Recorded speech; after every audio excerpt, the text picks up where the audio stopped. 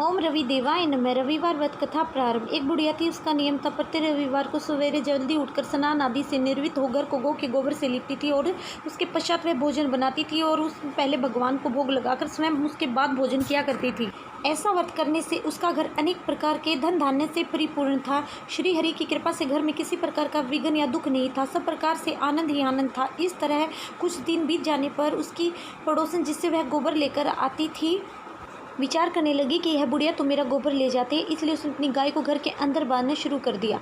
बुढ़िया को जब गोबर नहीं मिला तो वह रविवार को घर को नहीं लीप पाई, इसलिए उसने न तो भोजन ही बनाया, न भगवान को भोग ही लगाया और न ही स्वयं ही भोजन किया। इसलिए उसका निराहार पूरे दिन व्रत हो गया।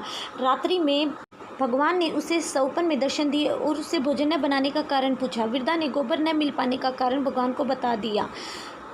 भगवान ने कहा, माता, हम तुम्हें ऐसी गाय देंगे जो तुम्हारी समस्त इच्छाओं को पूर्ण करेगी, क्योंकि हमेशा तुमने रविवार को गौ के गोबर से घर को लीपकर मेरे लिए भोजन बनाया है और उसके बाद तुमने खुद भोजन ग्रहण किया। इससे मैं खुश होकर तुम्हें वरदान देता हूँ। निर्धन को धन और बाह्य क्षत्रियों को पुत्र और दुखियों के दुखों को मैं दूर करता हूँ तथा अंत समय में मैं मोक्ष को देने वाला हूँ। ऐसा वरदान देकर भगवान तो अंतर्ध्यान हो गए और जब उस बुढ़िया की आँख खुली तो उसने देखा कि सुबह उसके आंगन में एक अति सुंदर गाय और उसका बछड़ा बंधा हुआ था।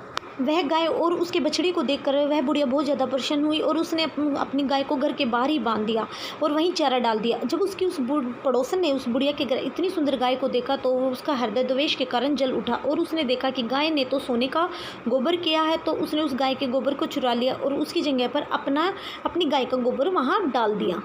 वह नित्य प्रतिदिन ऐसा ही करती रही। बेचारी सीधी बुढ़िया को कुछ खबर न लगी, लेकिन एक दिन भगवान ने ही सोचा कि यह पड़ोसन तो बहुत ही ज़्यादा चालाक है, जिससे वह बुढ़िया ठगी जा रही है। तो ईश्वर ने संध्या के समय अपनी मायाजाल से ऐसा जोर से आंधी चला दी कि बुढ़िया ने अपनी गाय को घर के भीतर ही बांध लिया।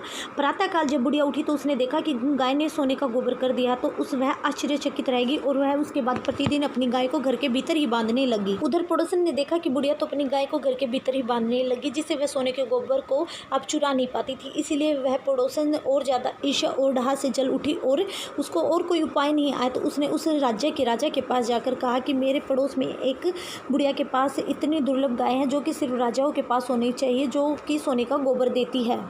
आप उस सोने से प्रजा का पालन करिए, क्योंकि वह बुढ़िया इतने ज़्यादा सोने का क्या करेगी। राजा ने यह बात सुनते ही दूतों को वृद्धा के घर में भेजा और गाय लाने का आदेश दे दिया।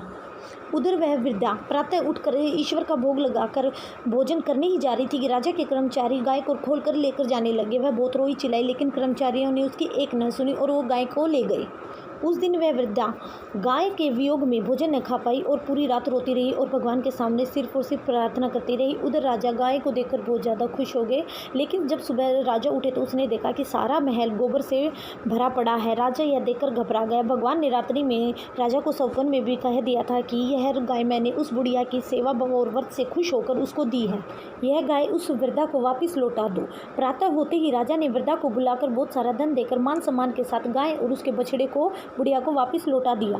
यही नहीं, राजा के द्वारा उसकी पड़ोसन को बुलाकर उसको उचित दंड दिया गया। उसके बाद महल की गंदगी भी दूर हो गई और उस दिन के बाद राजा ने नगर वासियों में को आदेश दे दिया कि प्रति रविवार को व्रत रखा जाएगा पूरे राज्य में और समस्त मनोकामनाएं उनकी पूर्ण होने लगी और व्रत के प्रभाव से समस्त राज्य के लोग सुखी जीवन व्यतीत करने लगे। कोई भी बीमार नहीं पड़ा, कोई भी प्राकृतिक प्रकोप नहीं उनके ऊपर हुआ और सारी प्रजा सुख से रहने लगी। उस दिन के बाद यह रविवार व्रत का महत्व बहुत ज़्यादा बढ़ गया। इति रविवार व्रत कथा समाप्त।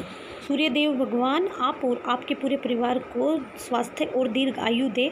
अगर आपको मेरे द्वारा कही गई यह कथा अच्छी लगी हो तो प्लीज़ मेरे चैनल को लाइक और सब्सक्राइब करें। Thank you.